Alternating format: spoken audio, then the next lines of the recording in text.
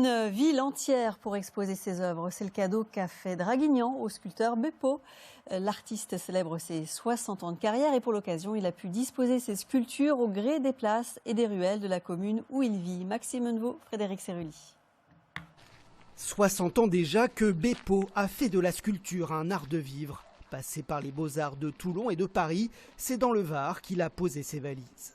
Dans son atelier, au milieu des oliviers, il travaille l'acier ou l'inox sous toutes leurs formes. Notre travail, c'est pratiquement le travail de chaudronnier, de serrurier. L'essentiel, c'est d'avoir envie de le faire et que le résultat s'approche le plus possible de ces images floues que j'avais avant la réalisation. Des œuvres souvent monumentales qui ont investi les rues de Draguignan.